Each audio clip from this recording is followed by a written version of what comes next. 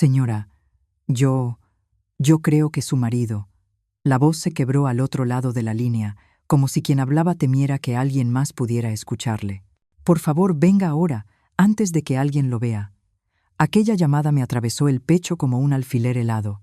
Solo habían pasado 3 días desde que enterré a Tomás en el cementerio de San Lorenzo, a las afueras de Segovia. Todavía llevaba el pañuelo negro en el bolso y aún podía sentir el peso de la tierra golpeando su ataúd. Me llamo María Valcárcel. Tengo 68 años. Y esta es la historia que nunca quise contar, porque hay verdades que solo salen a la luz cuando el muerto ya no puede defenderse. Conduje más de media hora hasta la finca familiar en La Lastra. El cielo de finales de febrero estaba cubierto y el aire húmedo entraba por las rendijas del coche. Cuando llegué, don Mateo, el encargado de la propiedad desde hacía más de 3 décadas, me esperaba en la entrada, con la boina entre las manos y la mirada clavada en el suelo. Doña María, perdóneme. Sin decir más, me guió hacia el antiguo establo, el mismo que Tomás mandó cerrar hace unos 25 años. Nadie entraba allí, ni yo, ni nuestra hijo, ni nadie del servicio. La puerta de madera crujió al abrirse y entonces lo vi. Un cofre metálico que Tomás siempre mantuvo cerrado, asegurando que solo guardaba papeles sin importancia. Ahora estaba entreabierto. Dentro había documentos firmados la semana anterior a su muerte, escrituras, autorizaciones, cartas y, encima de todo, un sobrelacrado con mi nombre y una nota que decía: «Ábrelo cuando yo ya no esté». Sentí que el estómago se me encogía. Casi 40 años de matrimonio, y nunca imaginé que guardara secretos tan profundos. Antes de abrir el sobre, algo llamó mi atención. Una fotografía antigua pegada en la tapa del cofre. Una mujer joven, con un vestido claro y una sonrisa tranquila. No era yo. Detrás, una fecha, 15 de agosto de 1976. El suelo pareció moverse bajo mis pies. Aquello era solo el principio. Y una sonrisa que iluminaba todo el local. «¿Busca mantones de encaje, señora?», me preguntó Tomás aquella tarde en una tienda pequeña del casco histórico de Segovia. «Sí», respondí, tímida, «pero los mejores se agotaron esta mañana». Él se apoyó en el mostrador y dijo que esperaría a que llegaran más. Y esperó. 3 horas, sentado en una silla de madera, mientras mi hermana cerraba la tienda entre risas. «Muchacho, aquí no llegarán mantones hasta la semana que viene». Tomás sonrió. «Lo sé. Solo necesitaba una excusa para quedarme». Esa noche me invitó a tomar un chocolate caliente en la Plaza Mayor. Hablamos durante horas. Me contó que era técnico agrícola, que acababa de heredar la finca familiar en La Lastra y que soñaba con mantener viva la tradición sin perder de vista el futuro. «Quiero que mis hijos crezcan sabiendo de dónde vienen», dijo. «Que toquen la tierra y entiendan el valor del esfuerzo». Me enamoré aquella noche, no solo de sus palabras, sino de la forma en que hablaba del mañana. 6 meses después nos casamos en la iglesia de San Martín. Mi vestido era sencillo, de lino blanco. Tomás lloró al verme acercarme al altar. «Eres lo más hermoso que he visto», me susurró. Y yo le creí. Durante años le creí todo. Nos mudamos a la finca de La Lastra, rodeada de prados y almendros que florecían cada primavera. La casa de piedra tenía un patio donde crecían geranios rojos y una fuente antigua que llenaba las tardes con un murmullo constante. Tomás trabajaba desde el amanecer. Supervisaba los cultivos, hablaba con los jornaleros, arreglaba herramientas. Era un hombre respetado y querido. Por las noches cenábamos juntos, sopas calientes en invierno, ensaladas frescas cuando llegaba el verano. Después nos sentábamos bajo el porche a ver las estrellas, tomados de la mano. No necesitábamos palabras, o eso pensaba yo. 2 años después nació nuestro hijo, Julián, un niño risueño con los ojos de su padre. Fueron años felices. Pero allí, frente a aquel cofre abierto, comprendí que quizás esa felicidad no había sido completa. Tal vez Tomás siempre había guardado algo, y yo nunca quise verlo, porque una parte de mí sabía que, en cuanto rompiera aquel sello, mi vida cambiaría para siempre. Hay verdades que, una vez conocidas, no permiten retroceder. Me senté en un banco viejo apoyado contra la pared. El polvo se levantó al acomodarme. y el olor a heno y madera húmeda envolvió el establo, como si el tiempo se hubiese detenido allí. Saqué la fotografía del bolsillo de mi abrigo y la observé con calma. La mujer debía tener unos 20 años. Llevaba el cabello oscuro recogido con flores blancas y un vestido de encaje refinado. En su mano izquierda brillaba un anillo de compromiso, y su expresión transmitía la felicidad de quien se prepara para un día decisivo. Al girar la fotografía, volví a leer la fecha, 15 de agosto de 1976. Bajo ella, casi borrada, una inicial. M. Solo eso, una letra, un enigma. Respiré hondo y por fin abrí el sobrelacrado. Mis manos temblaban tanto que casi rasgué el papel. Dentro había varias hojas dobladas con sumo cuidado, la letra inconfundible de Tomás, firme, ligeramente inclinada. La carta estaba fechada una semana antes de su muerte. María, si lees esto es porque ya no estoy. El tiempo se me ha agotado y no pude contártelo en persona. Perdóname. Sentí un nudo en la garganta. Continué. Contaba que, antes de conocerme, estuvo comprometido con una mujer llamada Marcela, con quien debía casarse aquel mismo 15 de agosto. Pero Marcela desapareció 2 semanas antes de la boda, dejando solo una nota breve. Me destrozó, escribía él. Creí que era culpa mía, que había otro hombre, que algo hice mal. Y entonces aparecía la parte que más me hería. Contigo volví a creer en el futuro. Pasé la página. Pero hace 6 meses recibí una carta suya. Está enferma, muy enferma, y necesitaba decirme algo que calló durante años. El corazón me golpeaba fuerte. María, cuando Marcela me dejó, estaba embarazada. De mí. La carta se me cayó de las manos. Sentí que el establo giraba, que el aire se volvía espeso. Tomás tuvo un hijo antes de Julián, un hijo del que nunca supe nada. Recogí la carta con dedos helados y seguí leyendo, aunque cada palabra dolía. Marcela huyó porque tenía miedo, continuaba él, y supe que aquello era solo el comienzo. La familia de Marcela era profundamente conservadora. Su padre, un hombre rígido y autoritario, reaccionó con violencia al descubrir que su hija estaba embarazada sin estar casada. La amenazó con echarla de casa y con desheredarla. Desesperada, tomó la única decisión que creyó posible. Se marchó sola a Madrid, llevó allí el embarazo y entregó al bebé en adopción. Un niño. María escribía a Tomás: tuve un hijo, y nunca supe nada de él. Marcela contactó con él porque, antes de morir, quería encontrarle. Necesitaba saber qué había sido de aquel hijo y pidió su ayuda. Tomás confesaba que durante 6 meses intentó contármelo cada noche, pero no encontraba el valor. Temía herirme, temía que pensara que su vida conmigo había sido una mentira. Por eso tomó otra decisión. Contrató a un investigador privado y le pidió que buscara a ese niño, ya convertido en un hombre de 47 años. Y lo encontró. María continuaba la carta. Lo encontró, pero en ese mismo periodo, los médicos le informaron de que su corazón estaba fallando y que no le quedaba mucho tiempo. Supe entonces que esta carta era lo más cercano que tendría a una despedida sincera. Necesito que tomes una decisión por mí, escribió. Su nombre está en los documentos del cofre, su dirección, su historia, todo lo que pudo averiguar el investigador.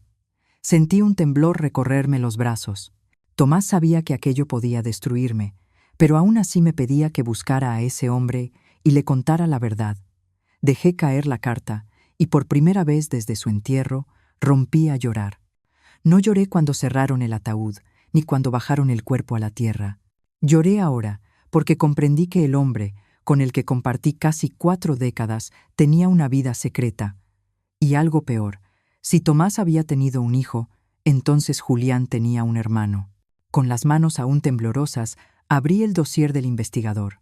En la primera página, la fotografía de un hombre de mirada serena. Enrique Salazar Moreno, residente en Madrid, profesor de secundaria, divorciado. Su parecido con Tomás era innegable. Cerré los ojos. Mi vida se partía en 2, antes del cofre y después del cofre. Y supe entonces que debía buscarle, aunque doliera. Durante los 3 días siguientes no fui capaz de hacer nada, absolutamente nada. El dossier permaneció sobre la mesa del comedor, cerrado, como si me mirara cada vez que pasaba por delante. La carta de Tomás seguía doblada dentro de mi bolso y la fotografía de Enrique quedó escondida en el cajón de mi mesilla, bajo unas medias viejas que ya casi no usaba. No podía mirarla sin sentir que algo dentro de mí se quebraba un poco más. Intenté mantener una rutina. Preparé café, regué las plantas del patio, recogí las hojas secas que el viento había arrastrado, hice las camas, lavé los platos, pequeñas tareas para fingir normalidad. Pero por dentro estaba rota. Cada rincón de la casa me recordaba a Tomás, el sillón donde leía el periódico, su taza azul de cerámica, el armario donde todavía colgaban sus camisas que conservaban el olor suave de su loción. Y cada recuerdo venía acompañado de la misma pregunta: ¿cuándo pensaba contarme la verdad? ¿Alguna vez estuvo cerca? ¿O pretendía llevarse el secreto a la tumba? El cuarto día me llamó Julián. «Mamá, ¿cómo estás?» Su voz sonaba preocupada. «Bien, hijo», mentí. «Voy despacio, ya sabes». Insistió en venir, pero le dije que no hacía falta. Guardé el móvil y me quedé mirando la pantalla, incapaz de imaginar cómo podría decirle que su padre tuvo otro hijo. No pude, así que decidí callar, al menos por ahora. Esa noche abrí de nuevo el dossier. La fotografía de Enrique me miraba desde la primera página. Leí sus datos. Nacido el 3 de mayo de 1977, adoptado a los 3 días por la familia Salazar, profesor de secundaria, divorciado, sin hijos, residente en la calle Libertad, en el barrio de Salamanca, en Madrid. Había imágenes tomadas por el investigador. Enrique saliendo de una escuela, leyendo en una cafetería, observando el escaparate de una librería. En todas aparecía con un aire tranquilo, pero también con una sombra en los ojos, como alguien que había buscado algo toda su vida sin encontrarlo. Cerré el dossier, respiré hondo y marqué su número. Sonó varias veces. Cuando respondió, reconocí un tono grave, sereno, demasiado parecido al de Tomás. Me quedé paralizada. «¿Hola? ¿Hay alguien ahí?», dijo él, y colgué. No fui capaz de decir palabra alguna. Un padre que nunca conociste. ¿Cómo se dice algo así? Esa noche no dormí. Permanecí sentada en la cama, mirando el techo y pensando en lo ocurrido y en lo que aún quedaba por afrontar. En algún momento de la madrugada, tomé una decisión. Si iba a buscar a Enrique y contarle la verdad, no podía hacerlo sola. No todavía. Necesitaba a alguien que entendiera la situación sin juzgarme, alguien que hubiese querido a Tomás y fuese completamente de confianza. Solo había una persona que cumplía con eso: mi cuñada Sofía, la hermana menor de Tomás. Ella vivía en Cuenca, 5 años más joven, una mujer directa, independiente y siempre dispuesta a decir lo que pensaba. Cuando me casé con Tomás, Sofía fue la única que me recibió con los brazos abiertos. El resto de la familia no veía con buenos ojos que él se casara con una mujer sin un apellido conocido, pero ella siempre fue distinta. Durante el tiempo que estuvo fuera de España visitando a su hija, me llamó para disculparse por no poder asistir al funeral, y me prometió que, en cuanto regresara, vendría a verme, y cumplió. 3 días después de abrir el cofre, llamó a mi puerta. Al verla a través de la mirilla sentí un alivio inmenso. Me abrazó antes de que pudiera decir una palabra, y lloré en sus brazos como no había llorado desde que leí la carta de Tomás. Cuando nos separamos, me observó con preocupación. «Estás muy delgada», dijo. «Vamos a preparar café y me cuentas». En la cocina, mientras el agua hervía, respiré hondo. «Sofía, he descubierto algo», murmuré. Sus ojos se clavaron en mí. Le conté todo: la fotografía, la carta, la existencia de Enrique. Escuchó en silencio. Al terminar, golpeó la mesa. «Ese idiota de mi hermano», dijo. «Creyó protegerte, pero te dejó sola con una carga imposible». Bajé la mirada. «Tengo miedo», confesé. Sofía tomó mis manos. «El error fue suyo, María. Tú solo elegirás si conviertes la verdad en una herida o en un puente». Y yo sabía que tenía que decidir pronto algo. Sofía terminó su frase con una firmeza que no admitía discusión, y en ese instante comprendí que tenía razón. Yo no tenía que reparar lo que Tomás había dejado sin cerrar. pero tampoco podía quedarme inmóvil fingiendo que nada había cambiado. Aún así, la duda seguía desgarrándome por dentro. ¿Y si hacía más daño del que ya había? ¿Y si habría una herida imposible de cerrar? ¿Y si Enrique, simplemente, no quería saber nada? Dormimos poco aquella noche. Sofía roncaba suavemente en la habitación de invitados mientras yo permanecía despierta, tumbada boca arriba, sintiendo el peso de la casa entera sobre el pecho. Los armarios, los pasillos, las fotos enmarcadas, cada rincón parecía observarme con una mezcla de compasión y reproche. Cuando amaneció, supe que no podía seguir así. No iba a buscar a Enrique todavía, pero necesitaba verlo. Necesitaba saber quién era ese hombre, cuya existencia había quedado atrapada 38 años entre los silencios de mi marido. Mientras preparábamos café, se lo dije a Sofía sin rodeos. Ella dejó la cuchara dentro de la taza y me miró como si hubiera estado esperando ese momento. «Madrid, ¿verdad?», asentí.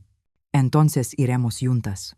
Intenté decirle que no hacía falta, pero levantó una ceja, esa ceja que Tomás también alzaba cuando no aceptaba una réplica, y entendí que era inútil discutir. Al día siguiente, tomamos un autobús desde Segovia. Apenas 1 hora y media separaba mi casa del lugar donde vivía Enrique, y aún así, cada kilómetro se me hizo eterno.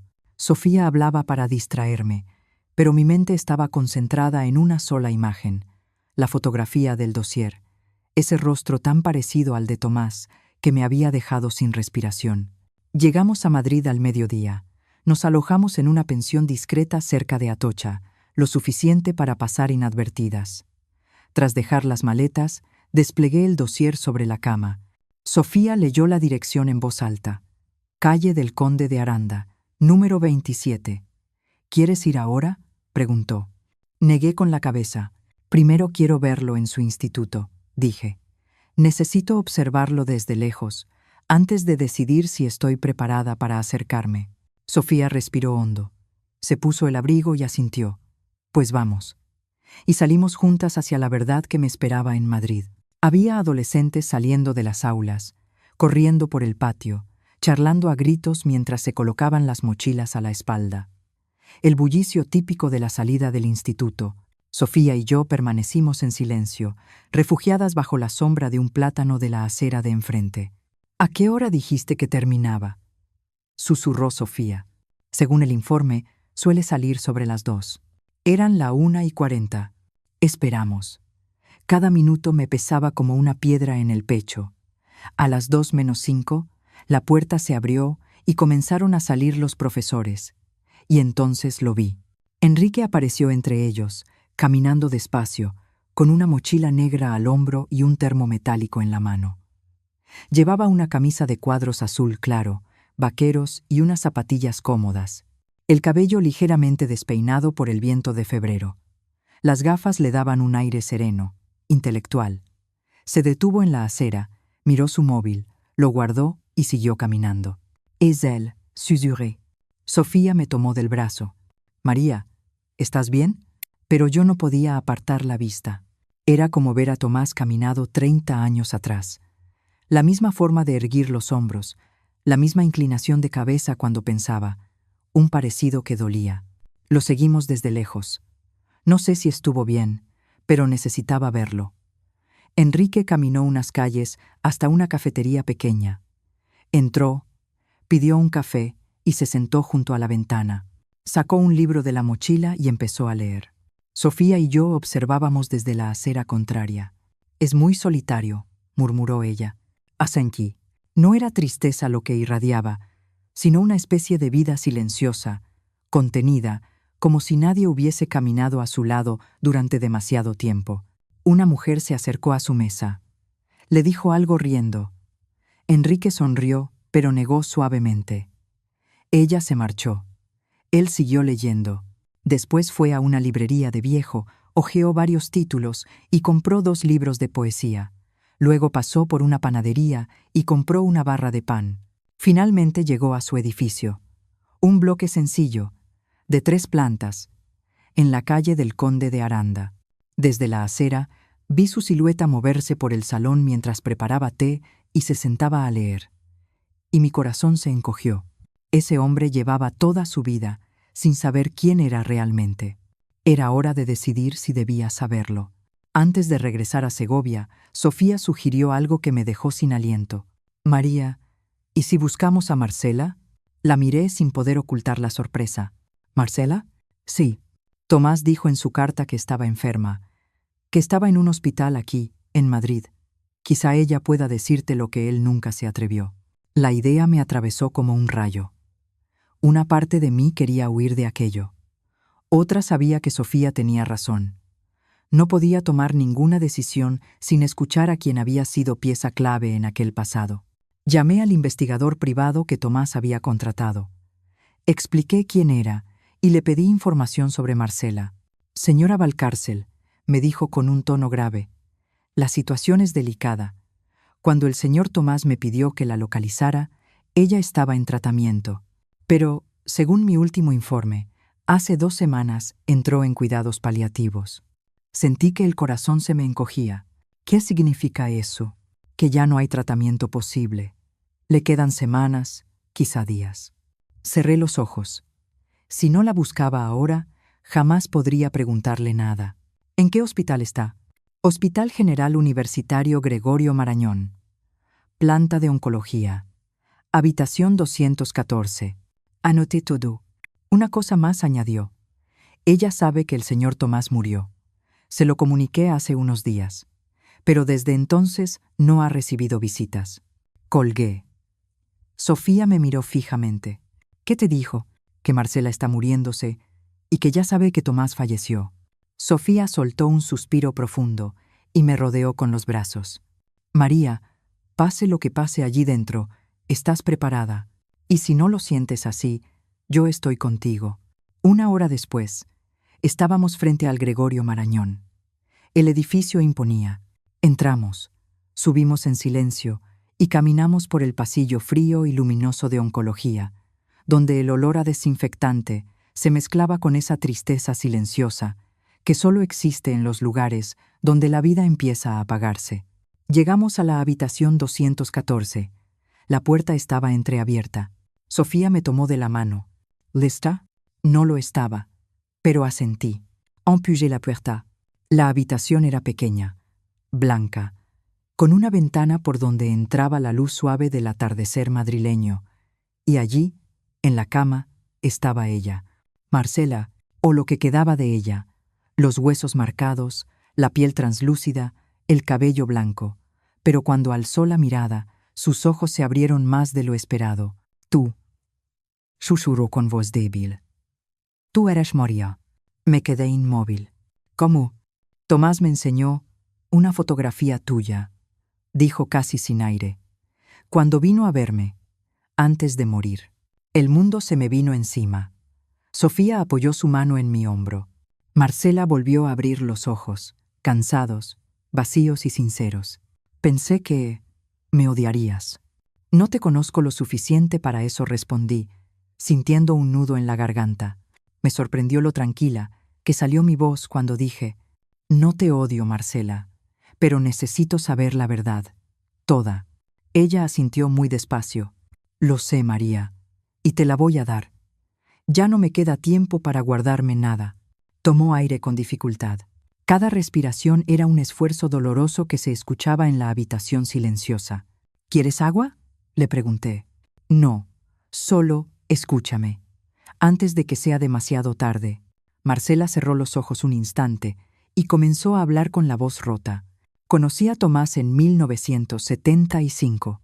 Yo tenía 22 años, él 25. Nos presentó un amigo en común en una fiesta en Alcalá de Henares. Él acababa de terminar su carrera. Yo estaba terminando pedagogía. Hizo una pausa larga, tragando saliva. Nos enamoramos rápido. Demasiado. Era un hombre distinto a todos los que había conocido. Amable, respetuoso, soñador. Su voz se quebró. A los 6 meses me pidió matrimonio, y dije que sí. Era feliz, muy feliz. Respiró hondo, como si revivir aquel recuerdo también doliera. Pero entonces me di cuenta de que estaba embarazada. Cerró los ojos. Fue en junio de 1976. 2 meses antes de la boda. ¿Por qué te asustó tanto? Pregunté suavemente. Si ya ibais a casaros. Marcela abrió los ojos, y su mirada estaba llena de miedo antiguo. Mi padre susurró. Era un hombre violento, controlador, profundamente religioso. Para él quedar embarazada antes del matrimonio era la peor deshonra. Aunque la boda estuviera a 2 meses, para él era un pecado imperdonable. Una lágrima rodó por su mejilla. Sabía que me echaría de casa, que me desheredaría, y lo peor, sabía lo que haría con Tomás. Lo despreciaba, decía que no era suficiente para mí, que no tenía ambición. Hizo una pausa desgarradora. Si mi padre se enteraba, habría destruido a Tomás. Tenía contactos, dinero, poder, habría arruinado su vida. Así que tomé una decisión terrible. Su voz se hizo un susurro. Le escribí una carta diciéndole que ya no quería casarme con él, que había cometido un error, que no lo amaba lo suficiente. Todo era mentira. Lo amaba con todo mi ser. Las lágrimas seguían cayendo. Me fui a Madrid esa misma noche. Me quedé en casa de una prima lejana. Nadie sabía dónde estaba. Y yo pasé aquellos meses sola, escondida. Inspiró con dolor. Mi hijo, Enrique, nació el 3 de mayo de 1977, en un hospital público. Estuve completamente sola durante el parto, sin familia, sin amigas, sin Tomás. Se cubrió la cara con las manos huesudas. Cuando lo vi, supe que había cometido el error más grande de mi vida. Tenía los ojos de Tomás, su misma expresión tranquila, pero no podía quedármelo. ¿Por qué no?, preguntó Sofía con la voz rota. Marcela la miró con un dolor que atravesaba el alma. Porque no tenía nada, ni dinero, ni trabajo, ni un lugar seguro, y no podía darle la vida que él merecía. La habitación quedó en silencio. Un silencio pesado, lleno de verdades tardías que por fin habían salido a la luz. Marcela cerró los ojos un instante, como si decirlo le desgarrara algo que aún no estaba del todo muerto. Y sabía que si volvía a casa con un bebé en brazos, mi padre me haría la vida imposible, y al niño también. Hizo una pausa larga, temblorosa. Así que 3 días después de que nació, lo di en adopción. El silencio que llenó la habitación fue tan denso que parecía ocupar cada rincón. Marcela lloraba sin esconderse. Yo no sabía qué sentir. Rabia, compasión, tristeza, incredulidad, todas me atravesaban al mismo tiempo. ¿Y después?, pregunté despacio. Después intenté reconstruir mi vida, respondió con un hilo de voz. Conseguí trabajo como maestra en una escuela primaria de Móstoles. Me casé, me divorcié, volví a casarme. Intenté tener otro hijo, pero lo perdí durante el embarazo. Sofía y yo intercambiamos una mirada dolorida. Y cada día continuó Marcela durante 47 años. Pensé en Enrique. ¿Dónde estaría? ¿Si estaría bien? ¿Si me odiaría por haberlo abandonado? Sofía preguntó con suavidad. ¿Nunca intentaste buscarlo? Marcela negó con la cabeza. No. Tenía miedo. Miedo de que me rechazara. Miedo de abrir una herida que nunca cerró del todo. Miedo de enfrentarme a lo que había hecho. Se giró hacia mí, hasta que me diagnosticaron el cáncer, hace 2 años, y supe que el tiempo se me acababa. Entonces, busqué a Tomás. El corazón me dio un vuelco. No sabía si seguía vivo, continuó. No sabía si se había casado. No sabía nada, solo que necesitaba verlo antes de morir. ¿Y cómo lo encontraste?, pregunté. Por internet. Busqué su nombre. Apareció su fotografía en un artículo antiguo. Luego encontré el anuncio del fallecimiento de tu suegro y después vuestra boda. Cuando vi vuestra foto, supe que él había sido feliz sin mí y me alegró, pero también me destruyó un poco. Respiró con dificultad. Le escribí una carta. Le conté todo. Y para mi sorpresa, me respondió. Vino a verme aquí, al hospital, hace 7 meses. Mis ojos se llenaron de lágrimas. ¿Cómo fue ese encuentro? Doloroso, pero necesario, susurró. Tomás estaba enfadado, roto, pero también dispuesto a perdonarme. Me dijo que lo que pasó no tenía arreglo, Pero todavía podíamos hacer algo por Enrique.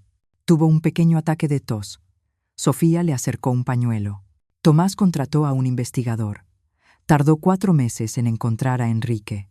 Y cuando lo encontró, Tomás vino a verme otra vez. Me enseñó las fotos.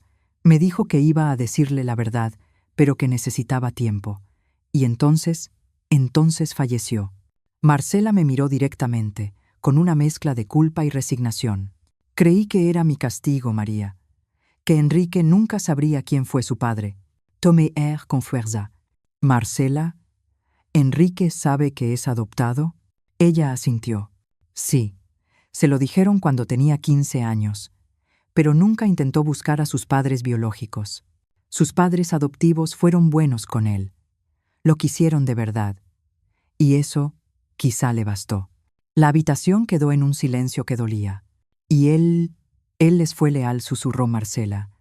Nunca quiso lastimarlos buscando a alguien más. Cerré los ojos.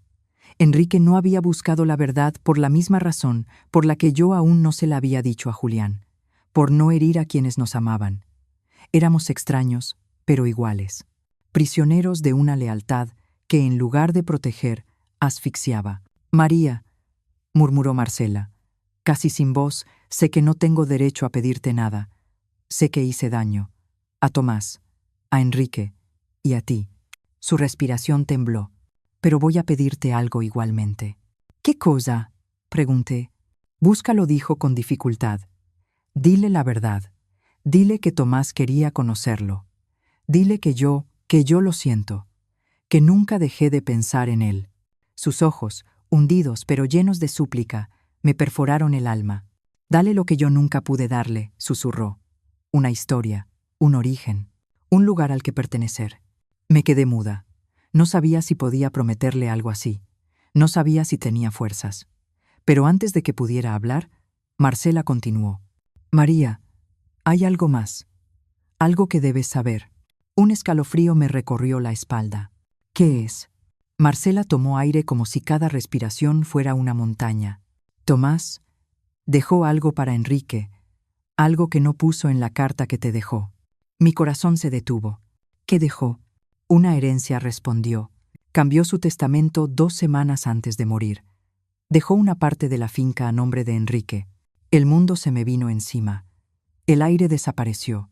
Sentí que las paredes se cerraban. ¿Una parte de la finca? Susurré. Quería que Enrique tuviera algo suyo, que supiera que fue importante, aunque nunca pudiera abrazarlo. Salí de la habitación como si caminara bajo el agua. Sofía me sostuvo por el brazo mientras bajábamos. María, respira, me dijo. Pero yo no podía, porque sabía lo que significaba. Cuando se leyera el testamento, Julián lo sabría todo. Esa noche, en el hotel, Sofía y yo permanecimos sentadas en silencio. A mitad de la oscuridad, ella habló. Tienes que decírselo a Julián, antes de que lo descubra en la lectura del testamento. Lo sé, respondí. El viaje de regreso a Segovia fue eterno. No dormí un segundo. Solo vi pasar las luces, pensando en cómo iba a romperle el alma a mi hijo. Llegué al amanecer. Dejé la maleta. Me serví agua. Me senté en la mesa y saqué mi teléfono. Marqué el número de Julián. Sonó 3 veces antes de que contestara, con voz adormilada. Mamá, ¿estás bien? Son las 6:30 de la mañana. Mi garganta ardía. Julián, necesito que vengas a casa. Hoy, lo antes posible. ¿Ha pasado algo? ¿Estás enferma? No, no es eso, pero necesito hablar contigo. Es importante. Un silencio pesado atravesó la línea. ¿Es algo de papá? Cerré los ojos. Sí, voy por ahora. Buscaré el primer tren o el primer vuelo que encuentre. Dame 3 horas. Gracias, hijo. Mamá, me estás asustando. Lo sé. Perdóname. Te veo aquí. Colgo. Las 3 horas siguientes fueron interminables. Me moví por la casa como un espectro. Me duché, preparé café, puse algo de pan en la mesa, todo sin sentir nada. Cada rincón de la casa parecía observarme, esperando la tormenta que estaba por venir. A las 10 de la mañana, Julián entró por la puerta con su maleta de mano. El cabello revuelto, el abrigo arrugado, la mirada hecha de cansancio y miedo. Mamá dijo abrazándome fuerte: «¿Qué está pasando?» «Siéntat», Higo susurré. Nos sentamos en el sofá, el mismo donde Tomás le enseñó a leer, el mismo donde celebrábamos los cumpleaños. Ese sofá guardaba una vida y estaba a punto de quebrarse. «Julián, lo que voy a decirte cambiará todo lo que creías saber sobre tu padre». Él se tensó. «¿Qué hizo?» «Nada malo, pero guardó un secreto muy grande». «Mamá, dime ya». Tragué saliva. «Antes de conocerme, tu padre estuvo comprometido con otra mujer, y ella quedó embarazada». El silencio que siguió fue devastador. «¿Qué?», susurró Julián. «¿Estás diciendo que papá tuvo un hijo?» «Sí, un hijo que nunca conoció, que fue dado en adopción». Julián se levantó de golpe. «No, no, mamá, no.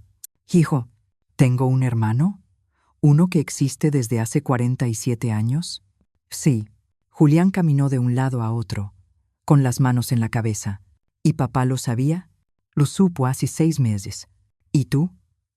«¿Desde cuándo lo sabes tú?» «Desde hace unos días, nada más». «¿Y no me lo dijiste?» Su voz se rompió. «¿Por qué?» Me acerqué a él. «Porque tenía miedo, Julián. Miedo de herirte, miedo de que odiaras a tu padre, miedo de perderte». «Yo nunca te dejaría», murmuró, «pero siento que todo era una mentira». «No lo era». «Sí lo era». Se desplomó en el sofá, con el rostro entre las manos. «¿Cómo se llama?» «Enrique. Enrique Salazar Moreno». «¿Dónde vive?» «En Madrid». Julián levantó la vista, con lágrimas. «¿Lo viste?» «Sí, de lejos». «¿Y cómo es?» Mi voz se quebró. «Se parece muchísimo a tu padre». Julián cerró los ojos y lloró. Nunca había visto a Julián llorar así, ni cuando se rompió el brazo con 8 años, ni cuando aquella novia del instituto lo dejó de un día para otro, ni siquiera en el funeral de Tomás. Pero ahora lloraba como cuando era pequeño y tenía miedo de la oscuridad. Me senté a su lado y lo abracé. «Lo siento, hijo, lo siento muchísimo». «No es tu culpa», mamá dijo entre sollozos. «Pero duele saber que papá guardó esto, que no confió en nosotros. Quería protegernos». «No, quería protegerse a sí mismo, evitar enfrentarse a su pasado». Y tenía razón, aunque doliera escucharlo. Nos quedamos en silencio un largo rato. Julián se secó las lágrimas, se levantó y caminó hasta la ventana. «¿Cuándo se leerá el testamento?» «En una semana. El abogado llamó ayer. Es urgente, porque Enrique está incluido». Julián suspiró. Un sonido roto. «¿Quieres que yo lo conozca?» «Eso es algo que debes decidir tú». «Pero papá quería que lo hiciéramos, ¿verdad?» «Sí», respondí. «Creo que sí». Julián se giró. «Entonces hay que hacerlo. Hay que buscar a ese hombre y decirle la verdad». «¿Seguro?» «No estoy seguro de nada», admitió. «Pero si no lo hago, me arrepentiré toda la vida. Y ya estoy cansado de secretos». Mi corazón se llenó de orgullo.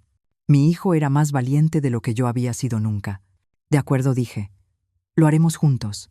Julián durmió en casa aquella noche. Cenamos en silencio. Vimos la televisión sin verla, hasta que él preguntó: «Mamá, ¿tú crees que papá nos quiso?» «Con toda su alma». «¿Y por qué nos ocultó esto?» «Porque los seres humanos somos contradictorios, porque quería proteger lo que tenía, y porque tu padre, aunque imperfecto, era nuestro». Julián asintió, con los ojos húmedos. «Lo echo de menos». «Yo también». 2 días después, ya en Madrid, estábamos los dos frente al instituto donde Enrique daba clase. No Madrid. No un viaje clandestino. Esta vez era la vida real, en la ciudad donde él siempre había vivido. A las 2 en punto, Enrique salió. Julián lo vio y se quedó helado. Madre mía, es como ver a papá. Antes de que pudiera detenerlo, abrió la puerta y bajó del coche. Julián, espera. No puedo esperar. Si no lo hago ahora, no lo haré nunca. Caminamos hacia él. Enrique estaba a unos metros cuando Julián dijo con voz temblorosa: Disculpe, ¿Enrique Salazar Moreno? Él se giró, sorprendido. Sí, ¿nos conocemos? Julián respiró hondo. Soy Julián Valcárcel. Y creo que usted es mi hermano. El rostro de Enrique pasó de la confusión al desconcierto puro. ¿Cómo? ¿Qué? Me adelanté un paso. Su padre biológico se llamaba Tomás Valcárcel. Y yo fui su esposa. Enrique nos miró como si el mundo hubiese cambiado de color. No entiendo nada. Lo sé, dije suavemente. ¿Podemos hablar en un lugar más tranquilo? Dudó unos segundos. Luego, asintió. Vamos a la cafetería de la esquina. Y allí, en aquella mesa del fondo, le contamos todo desde el principio. Enrique no dijo una palabra mientras hablábamos. Solo escuchó, inmóvil, con los ojos fijos en nosotros y las manos temblando alrededor de la taza de café. Cuando terminamos, el silencio que siguió fue insoportable. Parecía que hasta los ruidos de la cafetería se habían apagado. Finalmente habló. Yo siempre supe que era adoptado, dijo con la voz quebrada. Mis padres me lo dijeron cuando cumplí 15 años. Pero nunca quise buscar a mis padres biológicos, porque pensaba que sería una traición hacia quienes me criaron. Apretó los labios, intentando controlarse. Pero ahora ustedes están aquí, diciéndome que mi padre biológico murió sin conocerme, que tengo un hermano y que hay una herencia. ¿Cómo se supone que debo sentirme? Julián respondió antes que yo. No lo sé.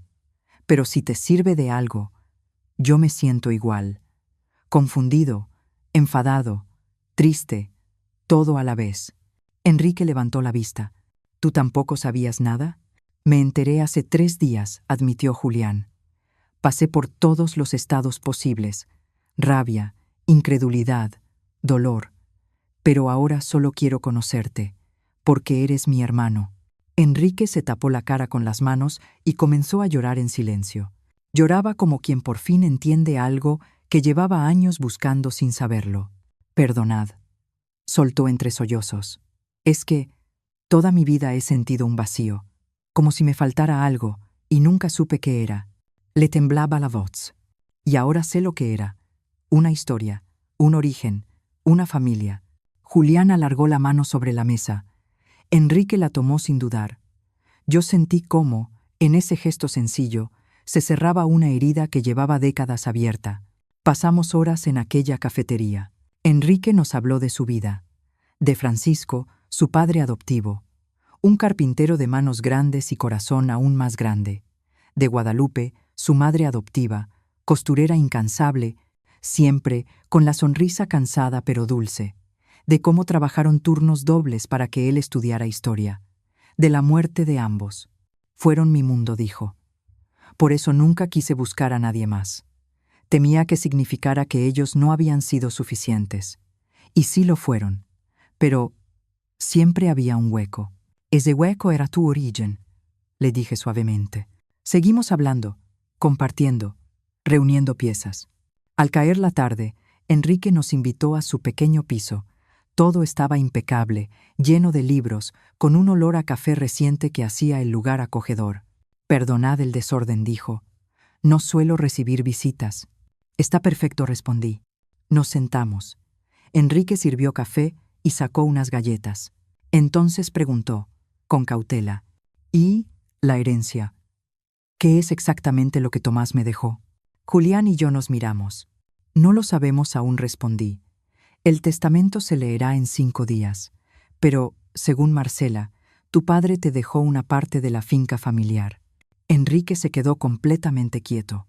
¿Una parte de la finca? Sí. Él apoyó el café en la mesa y negó lentamente con la cabeza. Yo no quiero nada. Solo quiero entender por qué y qué significaba todo esto para él. Su voz se rompió por completo. Y entonces supe que nada de lo que vendría después sería sencillo, pero tampoco sería imposible. No vine aquí buscando dinero ni tierras, dijo finalmente Enrique, con la voz baja pero firme. Vine porque ustedes me dieron algo que el dinero jamás podría comprar. Una historia, una familia. Julián sonrió despacio. Lo sé, pero eso no cambia que papá quiso dejarte algo. y creo que lo justo es respetar su voluntad. Enrique bajó la mirada. No sé si puedo aceptarlo. No me parece correcto. Tú creciste con él, trabajaste en la finca, te ganaste tu lugar. Yo solo aparecí ahora. Soy un extraño. No respondió Julián con una seguridad que me llenó de orgullo. No eres un extraño. Eres mi hermano. Aquella noche, Julián y yo dormimos en un hotel cerca del departamento de Enrique. Antes de acostarse, mi hijo me miró con inquietud. Mamá, ¿hice lo correcto? ¿En qué sentido, hijo? En venir, en buscarlo, en decirle la verdad. Tomé su mano. Sí, hiciste lo correcto. La verdad siempre es mejor que la mentira, aunque duela. Julián suspiró. Es extraño. Hace una semana era hijo único, y ahora tengo un hermano mayor. ¿Y cómo te sientes? Asustado, admitió. Pero también, bien. Como si una parte de mí, que no sabía que estaba rota, empezara a encajar. Tu padre estaría orgulloso de ti, le dije. ¿De verdad? Sí, porque hiciste lo que él no se atrevió a hacer. Enfrentar la verdad. A la mañana siguiente, Enrique nos llevó a desayunar a un mercado cercano. Probamos churros y chocolate caliente mientras caminábamos por las calles de Madrid. Nos mostró su escuela, la librería donde compraba novelas, el parque donde leía los domingos. Era como construir una familia desde cero, pieza por pieza. Pero aquella tarde, justo al regresar al hotel, recibí la llamada del licenciado Montiel. Señora Valcárcel, necesito verla con urgencia, dijo con voz grave. Un nudo frío me apretó el estómago. ¿Qué ocurre? Es sobre el testamento de su esposo. No puedo explicarlo por teléfono. ¿Podría venir a mi oficina aquí en Segovia? Es importante, muy importante. Mire a Julián. Voy en camino, respondí. Tomé un taxi hacia el centro. El edificio era moderno, silencioso. Me hicieron pasar de inmediato. El licenciado Montiel abrió un folder grueso. Señora Valcárcel, su esposo dejó 2 testamentos. Sentí que el aire se me escapaba. ¿2? Sí. El primero, de hace 15 años. La finca dividida entre usted y Julián. Pero el segundo, firmado 2 semanas antes de morir, cambia todo. Tomás divide la finca en 3 partes. 30% para usted, 30% para Julián y 40% para Enrique Salazar Moreno. El mundo se me vino encima. ¿40%? ¿Por qué? El licenciado respiró hondo. Porque su marido dejó una carta explicando que siente que le debe más a Enrique, porque Enrique perdió 47 años. Porque Enrique creció, sin un padre, continuó el licenciado, todavía leyendo. Porque nunca tuvo la oportunidad de heredar nada. Porque nunca tuvo siquiera un apellido que le perteneciera. Sentí que se me cerraba la garganta. Tomás escribe, siguió el licenciado. Sé que esto puede parecer injusto para Julián, pero él tuvo una vida completa, tuvo familia, tuvo amor, tuvo una historia. Enrique no tuvo nada de eso. Necesito compensarlo, de alguna manera, aunque sea con tierra, aunque sea con dinero. Necesito que sepa que fue importante, que siempre lo fue. Las lágrimas me corrían sin que pudiera detenerlas. ¿Julián sabe esto? Pregunté con un hilo de voz. No. Nadie lo sabe. Solo usted. Y ahora usted debe decidir. ¿Decidir qué? Si le dice a Julián antes de la lectura del testamento, o si deja que se entere allí, frente a todos. Mi corazón latía tan fuerte que pensé que iba a desmayarme. Hay algo más, añadió el licenciado, casi en un susurro. Tomás dejó una cláusula. Si usted y Julián deciden renunciar a sus partes, la hacienda completa pasaría a manos de Enrique. Sentí que el mundo giraba. ¿Tomás quería que renunciáramos? No. Solo dejó la opción abierta, por si ustedes sentían que era lo correcto. Salí de esa oficina como si alguien me hubiera vaciado por dentro. En el taxi de regreso, solo podía pensar en una cosa. Tomás me había dejado la responsabilidad de decidir cómo sanar o romper a mi propia familia. Cuando llegué al hotel, encontré a Julián y a Enrique en el lobby. Reían juntos.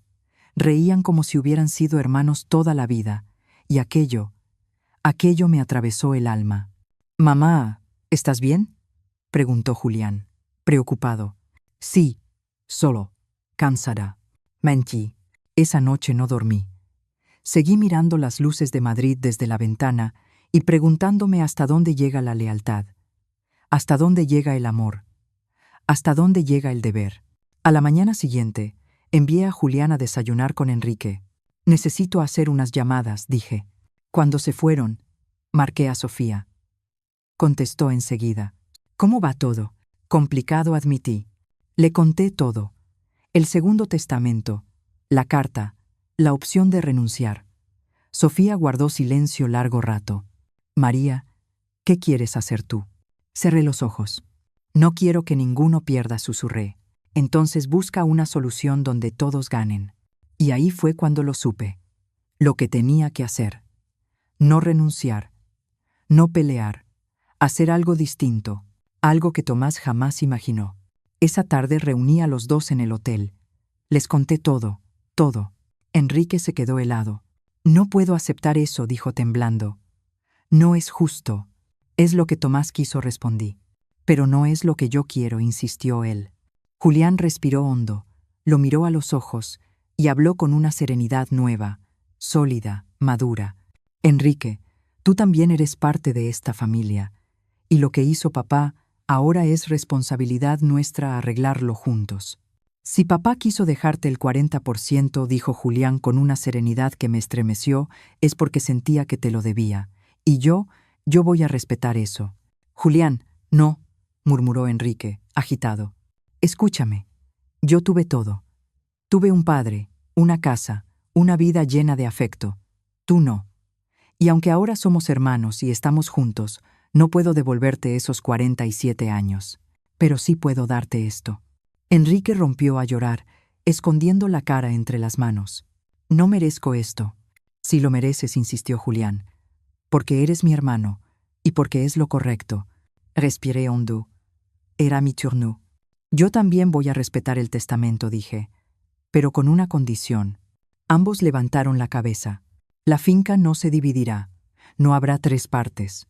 Se quedará unida, y los 3 seremos dueños. La trabajaremos juntos, como familia. Enrique abrió los ojos con incredulidad. ¿De verdad? ¿Me aceptaríais así? ¿Como parte de la familia?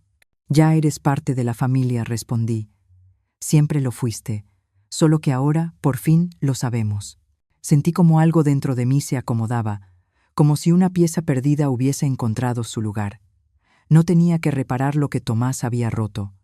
Él no rompió nada, solo dejó cosas sin terminar. Y ahora éramos nosotros quienes debíamos completarlas. Volvimos a la Segovia 2 días después. Los 3 juntos. En el tren, Enrique, sentado junto a la ventanilla, contemplaba el cielo con una expresión de niño que descubre el mundo. Julián le enseñaba fotos de la finca en su móvil. Este es el huerto de melocotoneros, explicaba. Papá lo plantó cuando yo nací. Decía que cada árbol representaba un año de mi vida. Es precioso, susurró Enrique. Y ahora también es tuyo, añadió Julián. Los observé desde mi asiento. Y por primera vez en muchas semanas sentí paz. La lectura del testamento sería el martes siguiente. Mientras tanto, preparé la casa para recibir a Enrique. Limpié el cuarto de invitados, cambié las sábanas, puse flores frescas. Él se quedaría con nosotros una semana antes de regresar a Madrid a ordenar su vida. ¿Estás seguro de querer mudarte?, le pregunté. Sí, respondió sin dudar. Toda mi vida he sentido que estaba esperando algo, y era esto. Vosotros. El domingo fuimos a la finca de la Lastra. Era la primera vez que Enrique pisaba la tierra donde su padre había vivido. Cuando vio el paisaje, las montañas verdes, los campos, la casa grande, se quedó sin palabras.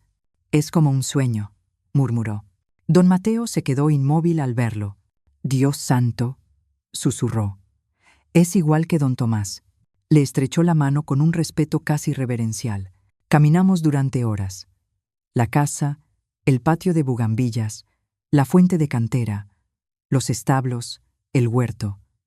Enrique lo absorbía todo con la mirada húmeda. Aquí vivió mi padre, dijo en voz baja. Aquí soñó. Julián lo llevó entonces al fresno más antiguo de la finca. Aquí empezó todo, le dijo.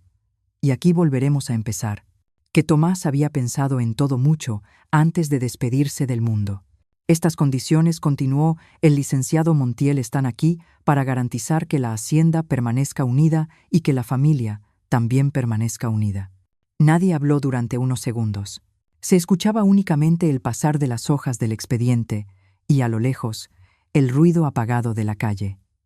Enrique respiró hondo, intentando contener la emoción. Julián, en silencio, no le soltó la mano. Además, añadió el licenciado, su esposo dejó una cláusula final. Mi corazón dio un vuelco. ¿Otra?, pregunté, con la voz temblorosa. Sí, una última voluntad. Y debo advertirles que es inusual. Abrió otro sobre y leyó. La hacienda no será vendida bajo ninguna circunstancia. Si alguno de mis hijos o mi esposa intentara vender su parte por separado o dividir la finca, esa parte pasará automáticamente a manos de los demás herederos. Enrique llevó una mano a la frente. O sea, que no puedo renunciar, ni vender, ni desaparecerme. Exacto, respondió el licenciado. Su padre quería asegurarse de que esto no se convirtiera en una disputa económica. Quería preservar la tierra y a la familia. Julián sonrió, emocionado. Es típico de él, murmuró, siempre pensando 10 pasos por delante. Ahora bien, prosiguió Montiel, necesito que firmen aquí para constatar que han sido informados de sus derechos y responsabilidades. Nos entregó las plumas. Mis manos temblaban mientras firmaba. Julián lo hizo después. Enrique se quedó unos segundos mirando el papel. Aquel documento no solo cambiaba su vida, también le daba un pasado, una raíz, algo que jamás había imaginado tener. Finalmente firmó. Cuando el notario estampó el sello oficial, sentí que algo se cerraba y algo se abría al mismo tiempo. Enhorabuena, dijo Montiel. Son, oficialmente, copropietarios de la hacienda de la Lastra. Nos levantamos despacio. Al salir al vestíbulo, Enrique se detuvo. Tenía los ojos vidriosos. No sé si algún día estaré a la altura de esto, susurró. Me acerqué, le tomé la cara entre las manos y le respondí. Hijo, no tienes que estar a la altura. Solo tienes que ser tú. El resto lo construiremos juntos. Julián nos rodeó con los brazos, abrazándonos a los dos. Por primera vez desde la muerte de Tomás, sentí que algo dentro de mí se acomodaba, que la vida, de alguna forma inexplicable, estaba encontrando su camino. Vamos a casa, dije al fin, y los dos asintieron. En cuanto colgué, me quedé un instante inmóvil, con el auricular aún en la mano. Marcela se había ido, y, aunque nunca llegué a quererla ni a odiarla, sentí un peso extraño en el pecho, como si una puerta que llevaba décadas entreabierta finalmente se hubiese cerrado. Caminamos los tres de regreso hacia el coche, sin hablar al principio, dejando que la noticia se asentara. Cuando ya estábamos dentro, Enrique apoyó la frente en el cristal de la ventanilla. No sé qué debería sentir, murmuró. Apenas la conocí y aún así duele. Le acaricié el hombro con suavidad. El dolor no necesita lógica, hijo. A veces basta una historia para que algo dentro de nosotros se rompa o se repare. Regresamos a la casa de la Lastra esa misma tarde. Julián se ofreció a preparar la cena, quizá para mantener la mente ocupada. Enrique se sentó conmigo en la terraza. El cielo tenía ese tono malva que anuncia el final del día. María, me dijo de pronto, ¿crees que hice lo correcto al no buscarla antes? Lo miré despacio. Hiciste lo que cualquier hijo leal habría hecho. Honraste a quienes te criaron. No hay culpa en eso. Asintió con un suspiro largo. Aún así, ojalá hubiese podido despedirme. Lo hiciste, respondí. De un modo distinto, pero lo hiciste. Ella se fue sabiendo que estabas bien y que ya no estabas solo. Después de cenar, nos sentamos los tres en la sala. Julián encendió la chimenea. Las llamas dieron a la estancia un calor casi simbólico. Enrique observaba las fotografías familiares sobre la repisa. Señaló una en la que Tomás sostenía a un Julián pequeño, ambos riendo. ¿Algún día habrá una foto de los tres?, preguntó con timidez. Julián y yo nos miramos. Claro que sí, dije. Esta casa ya es tu casa. Esta familia ya es tuya. Esa noche, mientras subía las escaleras hacia mi habitación, entendí algo. Había temido que la verdad destruyera nuestra vida, pero ocurrió lo contrario. Había tejido un puente, uno que unía pasado y presente, errores y perdón, sangre y elección. Y quizá, solo quizá, eso era exactamente lo que Tomás había querido desde el principio. 3 años han pasado desde aquella mañana en la que abrí el viejo cofre en la antigua cuadra de la Lastra. 3 años desde que el mundo, mi mundo, se partió en dos, y luego volvió a unirse de una forma distinta, más honesta, más humana. A veces me sorprendo pensando en cómo habría sido todo si Tomás hubiera confiado en mí desde el principio. Pero después recuerdo lo que aprendí. La verdad siempre llega, aunque llegue tarde. Enrique vive ahora en la casa pequeña que está junto al Camino de los Olivos. La restauramos entre todos. Julián instaló una estufa nueva, yo elegí las cortinas de lino, y Enrique pintó las paredes de un azul suave que, según él, le recuerda a los veranos de su infancia en Andalucía. Sigue trabajando como profesor en un instituto de Segovia, y cada tarde vuelve a casa con un libro nuevo y alguna historia que contar. La finca, desde que él llegó, parece más viva, como si la tierra misma hubiera estado esperando este final. Julián, por su parte, ha cambiado. Ya no carga con la frustración que le dejó la muerte de su padre. Está más tranquilo, más paciente. A veces lo escucho reír con Enrique en el granero mientras revisan herramientas o discuten, como siempre, sobre la mejor forma de podar los cerezos. Y cada vez que los veo juntos, siento algo parecido a la gratitud. La vida también me ha cambiado a mí. Al principio pensé que nunca podría perdonar a Tomás, pero ahora entiendo que el perdón no es un regalo para el otro, sino para una misma. He recuperado la calma, el sueño y hasta el gusto por las pequeñas cosas. Hacer pan por las mañanas, regar los rosales, sentarme bajo la parra al atardecer con una taza de té caliente. A veces, cuando cae la tarde y el cielo se tiñe de naranja, salgo al patio y miro hacia las montañas, y siempre pienso lo mismo, que, de alguna forma misteriosa, nuestra familia está completa, no perfecta, no como en los cuentos, pero completa. Y eso, a mis 71 años, es más de lo que jamás hubiera imaginado. 3 años desde que mi vida se partió en dos. Y ahora, sentada en el corredor de la finca en la Lastra, con una taza de café caliente entre las manos y el sol cayendo sobre las colinas segovianas, puedo decir algo que jamás habría imaginado. Estoy en paz. La finca ha cambiado mucho desde entonces. Enrique vive aquí de manera permanente. Convirtió la antigua habitación del ala norte en una biblioteca enorme, llena de libros que compra en las librerías de segunda mano de Madrid cada vez que puede. Poesía, historia, filosofía. A veces lo escucho leer en voz baja por las noches, como si necesitara asegurarse de que las palabras sigan vivas. Hace 6 meses se casó con Patricia, una maestra de primaria que conoció en un curso de formación. Es una mujer cálida, risueña, que mira a Enrique como si hubiera encontrado un tesoro inesperado. Julián viene cada fin de semana con Fernanda y sus hijas, Sofía y Valentina, que se han adueñado del campo con una alegría que ilumina todo. Corren entre los almendros, persiguen mariposas y se disputan quién se sienta más cerca de tío Enrique cuando él les cuenta historias bajo el fresno viejo. Él les habla de héroes, de viajes imposibles y de criaturas que aprenden a ser buenas. Y ellas escuchan embelesadas. A veces Julián y Enrique trabajan juntos en los pequeños invernaderos que montamos hace un año. Discuten sobre la mejor época para sembrar, sobre cuánto regar o sobre si conviene podar más alto o más bajo. Pero se ríen más de lo que se contradicen. Son hermanos, ya no de sangre solamente, de vida. Don Mateo, aunque tiene más de 70 años, se niega a retirarse. El día que deje de trabajar esta tierra, señora María, es que ya me llevó Dios, repite siempre, y yo ya ni lo contradigo. Esta tierra también es su historia.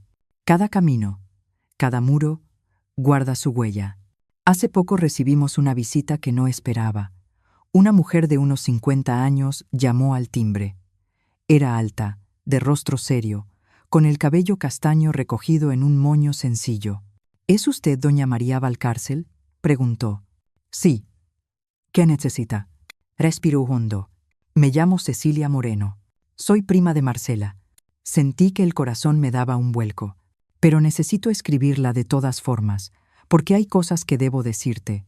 Lo siento. Siento haberte dado en adopción. Siento no haber tenido el valor de quedarme contigo. Siento haberte quitado la oportunidad de conocer a tu padre. Pero quiero que sepas algo. No te dejé porque no te quisiera. Te dejé porque te amaba demasiado. Porque sabía que yo no podía darte la vida que merecías. No tenía dinero, no tenía familia, no tenía futuro. Y tú merecías todo. Así que te di la única cosa que podía darte: una oportunidad, una familia, un hogar, una vida digna.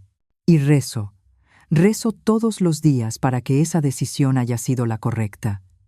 Rezo para que seas feliz, para que te sientas querido, para que algún día puedas perdonarme, porque aunque no estuve a tu lado, aunque no te vi crecer, siempre fuiste mi hijo, y siempre te amé, con todo mi corazón.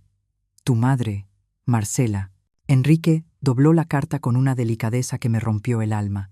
Abrazó a Cecilia con un suspiro tembloroso. Ella te amaba, dijo la mujer. Nunca lo olvides. Esa noche, bajo las estrellas de la lastra, Enrique nos confesó: toda mi vida creí que no era suficiente, y ahora sé que sí me quisieron. Julián le puso una mano en el hombro. Mi padre solía decirme que la familia no es solo la sangre, sino la vida compartida, y tenía razón, añadí. Sois hermanos porque decidisteis serlo. Los meses siguientes trajeron calma. La finca dio la mejor cosecha de almendras y melocotoneros en décadas. Julián consiguió un nuevo contrato para distribuir nuestra producción por toda Castilla.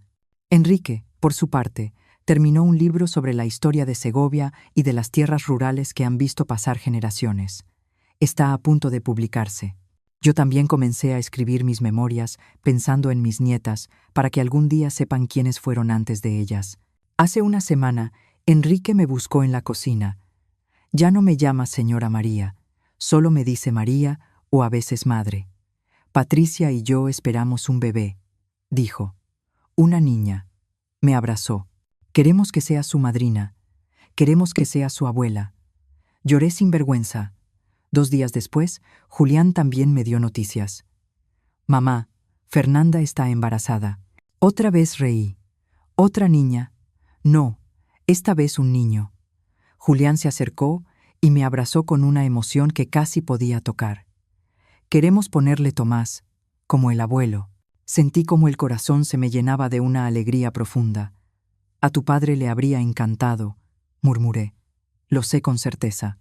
Y quiero que ese niño crezca aquí, mamá, dijo, en esta finca, igual que yo, igual que su hermana, igual que su prima que viene en camino. Miró a su alrededor con los ojos brillantes. Esta tierra tiene que seguir viva, tiene que pasar a la siguiente generación, y a la siguiente, para que nunca olvidemos de dónde venimos. Y ahora aquí estoy, sentada en el corredor de la finca, viendo cómo Julián y Enrique trabajan juntos en el huerto, discutiendo amistosamente sobre el riego, viendo a Patricia y Fernanda charlar en el patio, riendo mientras planean la llegada de los bebés, viendo a las niñas correr alrededor de don Mateo, que les enseña a cuidar las plantas con la paciencia de un hombre que ama esta tierra más que a sí mismo. Y me doy cuenta de algo: Tomás no se ha ido, sigue aquí, en sus hijos, en sus nietos. En esta tierra que cuidó con tanto esfuerzo, en esta familia que, sin querer, ayudó a construir. A veces, cuando todos duermen y la finca queda envuelta en un silencio tibio, me siento junto a la fuente y hablo con él. Mira lo que hiciste, le digo. Mira lo que dejaste. Una familia, imperfecta, inevitablemente complicada, pero hermosa, y sonrío. Porque aunque cometió errores, aunque escondió cosas que me hirieron, al final todo valió la pena. El agua cae suavemente en la fuente, las flores se mueven con la brisa, las estrellas vigilan en silencio. Descansa en paz, amor mío, susurro. Porque aquí de verdad todo está bien. He aprendido que el perdón no significa olvidar, sino recordar sin dolor. Aceptar que todos fallamos, que todos herimos sin querer, pero que aún así merecemos amor. La verdad duele, sí, pero también sana. Y hoy soy libre, libre de secretos, de mentiras, de sombras. Elegí perdonar, elegí amar, elegí seguir adelante. A mis 71 años, con el cabello blanco y las manos marcadas por el tiempo, puedo decirlo sin miedo. Gané una familia más grande, gané luz, gané paz, y gané la libertad que viene con todo ello. Esta mañana, mientras preparaba café en la cocina grande de la finca, Enrique entró con paso suave. «Buenos días, María». «Buenos días, cariño. ¿Dormiste bien?», asintió. «Soñé con mi madre. Me apoyé en la encimera». «¿Y qué soñaste?». «Que estaba aquí, en la lastra». Caminaba por el huerto y sonreía, como si por fin hubiera encontrado paz. Se enjugó las lágrimas. Y al despertar pensé que quizás sí la encontró, porque nosotros estamos bien, y eso era lo único que ella deseaba. Esa tarde nos reunimos todos en el patio. Julián, Enrique, Patricia, Fernanda, las niñas, Sofía y don Mateo. Celebramos el cumpleaños de Valentina, la pequeña de Julián. Había risas, música suave y un pastel que las niñas devoraron entre juegos. Los adultos charlábamos bajo la sombra del fresno, mientras yo los observaba en silencio. Mi familia, imperfecta, ruidosa, hermosa. Y pensé en Tomás. En cómo, a pesar de sus errores, había sembrado vida, amor y unión. Aunque no estuviera para verlo, su legado seguía presente en cada abrazo, en cada risa, en cada gesto de cariño. Cuando todos se fueron a dormir, me quedé sola en el patio. Miré las estrellas, escuché la fuente y susurré. Gracias, por el dolor, por la verdad, por esta familia. Gracias por acompañarme en este viaje. Si has llegado hasta aquí, te invito a apoyar mi historia dejando un comentario y compartiendo tu experiencia. Tu voz puede dar fuerza a quienes aún sienten miedo o vergüenza. Yo, María Valcárcel, aprendí que la vida siempre ofrece una segunda oportunidad si uno se atreve a mirarla de frente. No permitas que el rencor te encierre ni que los secretos te pesen más de lo necesario. Habla, perdona cuando puedas y pide ayuda cuando la necesites. Nadie está solo si decide abrir el corazón. Acompáñame en este camino y construyamos juntos un espacio de verdad y familia. ¿Te ha gustado mi historia? Cuéntame desde qué ciudad nos estás viendo. Si te ha inspirado, deja un me gusta y suscríbete al canal. Nos vemos en la próxima historia, porque nunca es demasiado tarde para empezar de nuevo.